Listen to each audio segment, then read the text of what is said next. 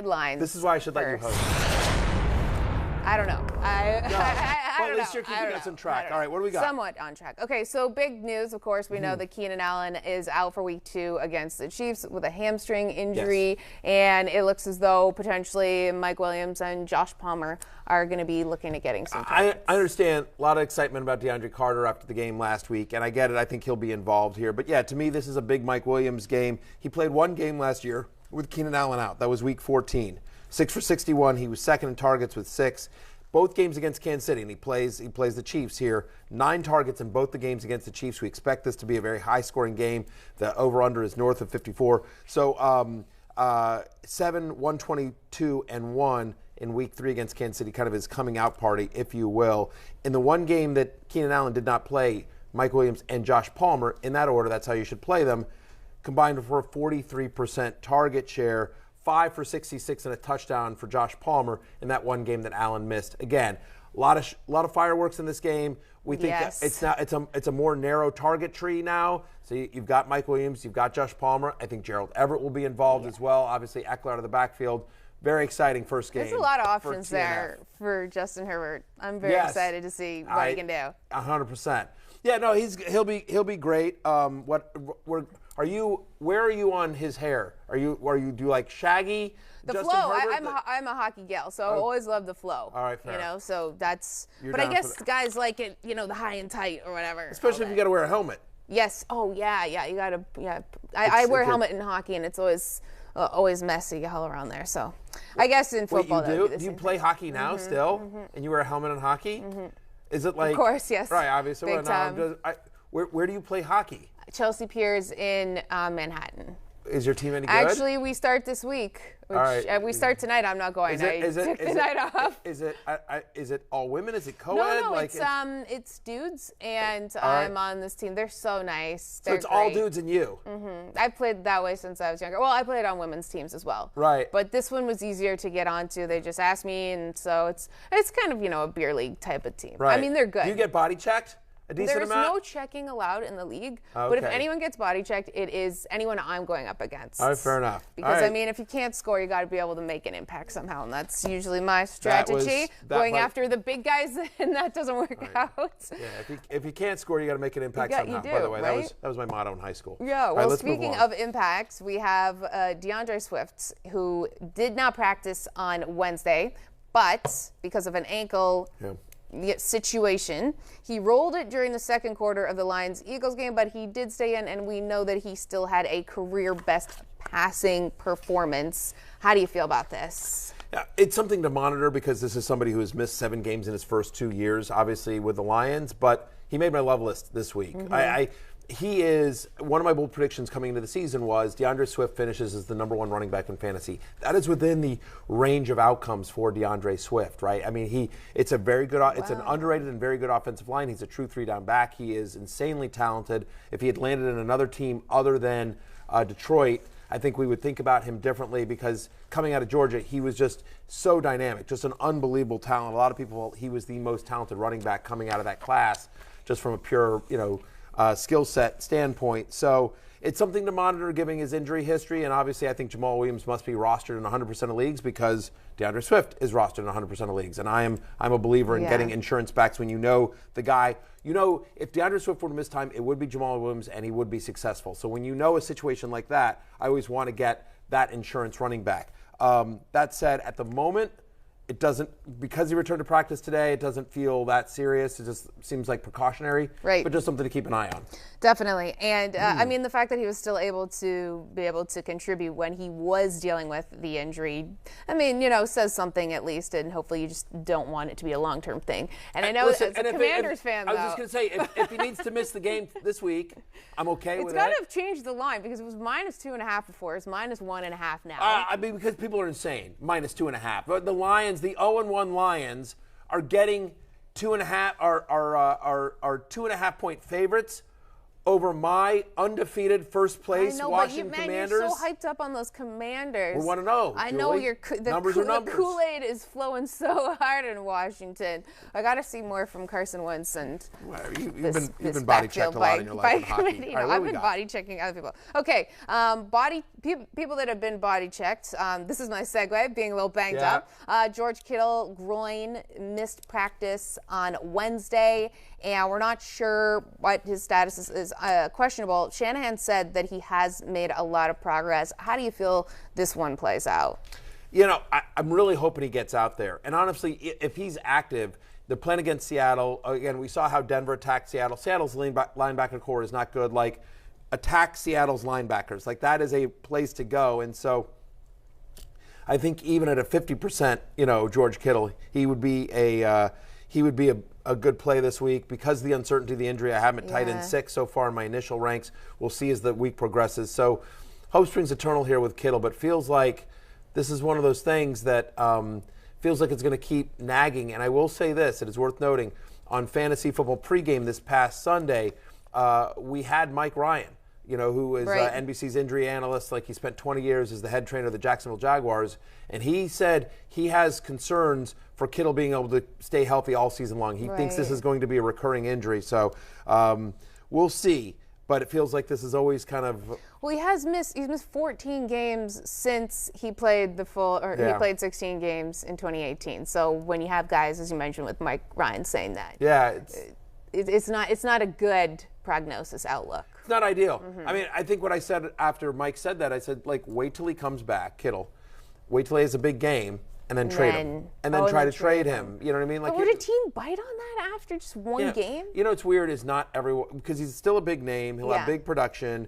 Not everyone watches our show. I mean, most people do, but not everyone does. I think everyone does. Yeah. I'm not going to lie. There's a handful of people. A lot of people are watching this show, including my mom. All right, there you go. Well, we got Mama Binks. Yes. And, okay, so we know that the Bucs at practice yesterday, a lot of guys didn't practice. But it's Wednesday. Some of them just taking time off for maintenance.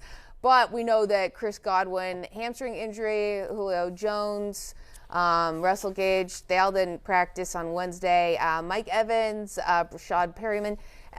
There's a lot of guys that are sort of sidelined. What do you make of this? And it's really interesting. That's a great question. I think some of it is precautionary. You've got a bunch of older veteran players, so they want to take it easy, obviously. Godwin, obviously, we know he's not going to play in this one. Right. But it's interesting. So, I mean, just literally before we went on air, I got an alert from the Fantasy Life app, my Fantasy Life app, and it's a tweet from Rick Stroud, who covers the Bucs. And here's what the Bucs wide receivers Mike Evans and Chris Godwin were not at the portion of practice open to the media. Russell Gage and Leonard Fournette were working. Tom Brady also practicing. Julio Jones not practicing. So I think this is one of those ones that we're going to just have to wait and see. We don't love Mike Evans. Hint for what's coming up later in the show. He's the face of the Saints. He's got Marshawn Lattimore. He has struggled against Lattimore. So in theory, that a healthy Julio Jones or Russell Gage should have a nice day against the Saints because they're going to get a lot of targets. Probably a big Uncle Lenny game as well. But this is a story to pay attention to. Now the fact that Julio's not practicing a second day in a row, like Wednesday, I'm like, it's a veteran day off. But Thursday, it's a little concerning, especially given Julio's injury history.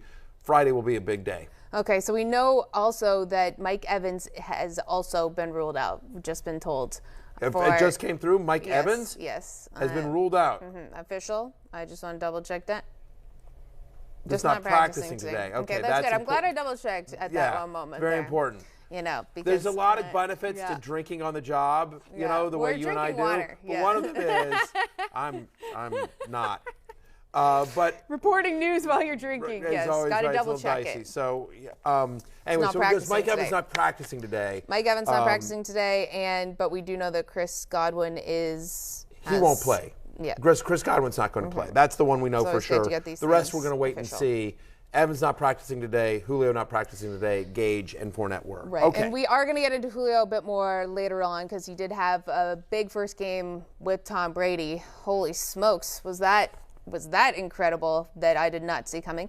But we know that Tee Higgins was limited in practice Wednesday, but he is making good progress, and he's cleared the necessary concussion steps. Which is great news. I mean, again, I got to give credit to my friend Stefania Bell on this.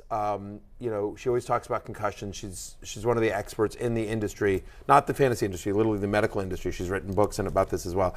And so she always talks about the fact concussions are nonlinear injuries. And so somebody could have a good day and then they have a bad day. And so let's see. Sounds like Tee Higgins is progressing, and hopefully he's out there on Sunday against the Cowboys for the Bengals. Mm-hmm. They need him. They're 0-1. This is a game they need to win, especially given Cooper Rush. But my expectation here is, so if Tee Higgins is playing, you're starting him. But let's see, so far, trending towards the right direction. Look, Dallas has a good defense, but they're going to be on the field a lot because I don't think their offense is going to do much. So I do think you're starting your normal Bengals. Right, like if Higgins does play and he is coming off of a concussion, then you could imagine that he's then maybe not likely going to see as much volume as he would regularly. I think he'll be. I think if he's out there, he's out there. It's out there. Okay. I think if he's out there, he's out there. If he is active, I think you're starting him. Okay. So I think he'll be fine. I currently have him at wide receiver 15. So I have a mid-tier wide receiver 2.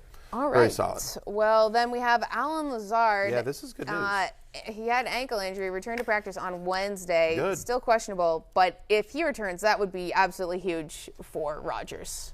Yeah, that whole offense just kind of blanked the bed the other day in week 1, but that's what happened last week as well, right? And last year, in week 1. Like, they were brutal against the Saints. Right? You sit here and see it on your screen. Romeo Doubs, 4 for 37. Sammy Watkins, week 1, Sammy Watkins, 3 for 18. Christian Watson, 2 for 32, 2 for 34, had that awful drop. Randall Cobb, 2 for 14. Just, it was bad across the board.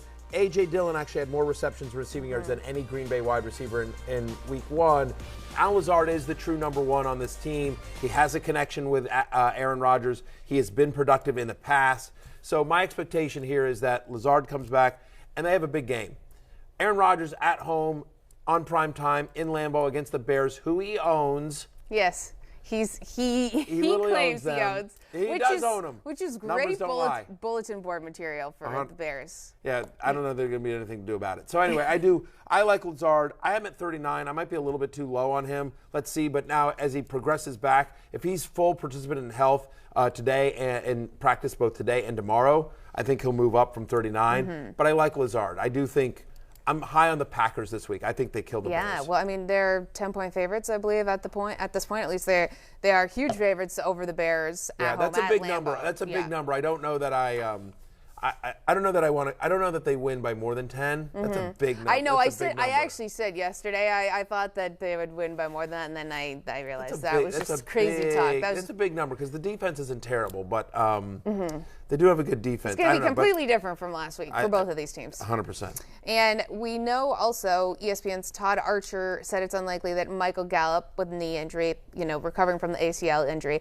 will play in week 2. Unlikely. Yeah, I think you're starting the run. Listen, it's Cooper Rush. I think you're still starting CeeDee Lamb and Dalton Schultz because, again, I just think massive volume for those two guys, even though it won't be particularly efficient. And I think you're probably starting, if you would normally start Zeke and Pollard, you would start them again. But you have to lower expectations for the Cowboys offense across the board. Right. Well, CeeDee Lamb did have a decent outing with Cooper Rush last year when he came in. He had like 17 fantasy points or maybe something like that. Stats. CeeDee Lamb is the number 1 wide receiver on this team. He's going to get a big target share. They're going to have to throw. Cooper Rush is not Dak Prescott. He's not going to be as good, but still, just the amount of routes and the amount of routes that Lamb is targeted on the highest. Like, you're still starting CeeDee Lamb. Yeah. He's no longer like a top 5 wide receiver, though. He's probably he's more of a top 20 wide receiver, but you're still starting CeeDee Lamb. And I do think Dalton Schultz will do well here too. The Bengals struggle against tight ends. Again, that's Schultz made the love list this week. Hey, it's Matthew Berry from NBC Sports and Rotoworld.com. Just want to thank you so much for watching what you just watched, or at least being too lazy to click out of it after the autoplay just kept it going. So either way, thank you so much for just letting it scroll by your screen. And now I'd like to ask you respectfully, please subscribe to the NFL on NBC YouTube channel for the latest NFL news, fantasy headlines from Rotoworld, and betting analysis from NBC Sports Edge.